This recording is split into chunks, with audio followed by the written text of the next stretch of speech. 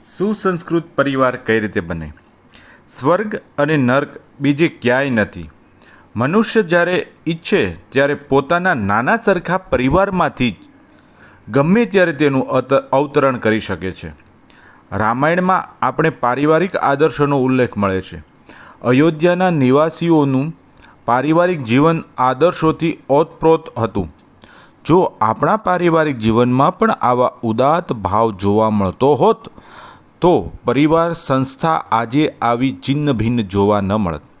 રામાયણ કાળમાં પારિવારિક જીવનમાં જે આદર્શોનું પાલન કરવામાં આવ્યું છે તેને રાષ્ટ્રીય જીવનનો સાંસ્કૃતિક ધરોહર કહેવામાં આવે તો કોઈ અતિયોક્તિ નથી. જો એ બધા વિભિન્ન પાસાઓને આપણા જીવનનું કેન્દ્રબિંદુ માનીને ચાલીએ તો પરિવારમાં સ્વર્ગીય વાતાવરણનું અવતરણ થવું મુશ્કેલ નથી.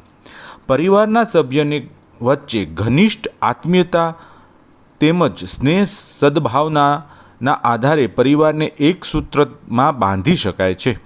જે પરિવારમાં સંકીર્ણતા વિકસે છે તે પરિવાર વેરવિખેર થઈ જાય છે. પોતાના જ પરિવારના સભ્યોમાં ભેદભાવ હોવો એ એક એવી ચિનગારી છે જે અંદરને અંદર સળગતી રહે છે. આજકાલ આવી ચિનગારી મોટા ભાગના ઘરોમાં સળગતી જોવા મળે છે.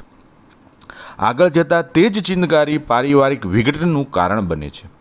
પારિવારિક સભ્યમાં જ્યાં સુધી સમર્પણ, ત્યાગ, બલિદાનનો ભાવ જળવાઈ રહે છે ત્યાં સુધી તેમની સુદૃઢતા, એકતામાં કોઈ આંચ આવતી નથી. પરિવારમાં રહેતા દરેક સભ્યોના કર્તવ્યોને મુખ્ય અધિકારોને ગૌણ માને, પોતાના નહીં બીજાના સુખ સુવિધાઓની પ્રાથમિકતા આપે તો એકબીજા વચ્ચે અણબનાવ કે વિક્ષોભની સ્થિતિ ઉત્પન્ન નહીં થાય. માતાને ત્યાગની જીવંત પ્રતિમા કહી શકાય છે. આવો જ ત્યાગ ભાવ જો અમુક અંશે પરિવારના દરેક સભ્યોમાં આવી જાય તો કલેશ કે કંકાસની સ્થિતિ ઉત્પન્ન જ ન થાય.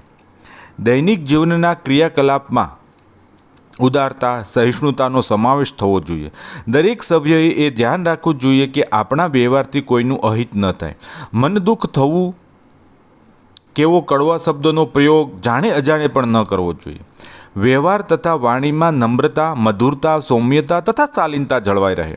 પરિવારમાં વાણીની મધુરતાઓ અને પ્રારંભિક અભ્યાસ આગળ જતાં વ્યક્તિના સામાજિક જીવનમાં પણ ખૂબ જ ઉપયોગી સાબિત થાય છે. આ નમ્રતા માત્ર પોતાના કરતાં મોટાઓ પ્રત્યે જ હોય. નાનાઓનું હૃદય પણ મધુર વ્યવહાર દ્વારા જીતી શકાય છે. બાળકોને પણ પ્રેમ અને સન્માનની અપેક્ષા હોય છે. તેનો અભાવે કાં તો તેમનામાં આત્મહીનતાનો ભાવ વિકસે છે અથવા તો તે ઉદ્દંડ બની જાય છે, તોફાની બની જાય છે. જ્યારે 4-5 વ્યક્તિનું સંગઠન હશે ત્યાં તેમનો સ્વભાવ, ટેવો, વિચારોમાં કંઈક ને કંઈક ભેદ જરૂર જોવા મળશે. એક જ મા બાપના સગા સંતાનો પણ એક સરખા હોતા નથી.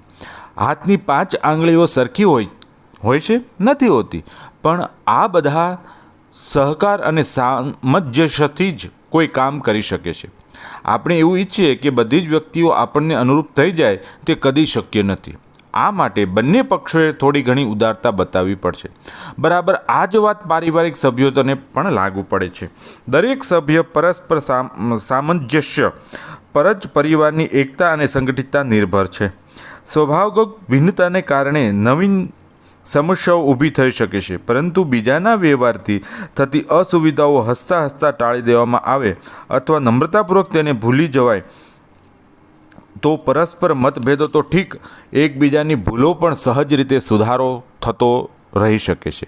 જ્યાં પોતાની ભૂલ થાય ત્યાં તરત જ સ્વીકાર કરી લેવાથી સામેવાળાને કંઈ કહેવા વિચારવાની તક જ નથી મળતી. આ વાતો આમ તો નાની લાગે છે પણ વ્યવહારિક જીવનમાં તે ખૂબ જ મહત્ત્વની છે.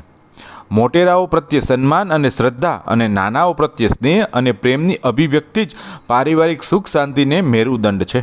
બાળકોને આ શિક્ષણ શરૂઆતથી જ આપવું જોઈએ કે તેઓ કાયમી વડીલોનો આદર કરે, શાલીનતા અને નમ્રતા તેમના સંસ્કારોમાં વણી લેવામાં આવે.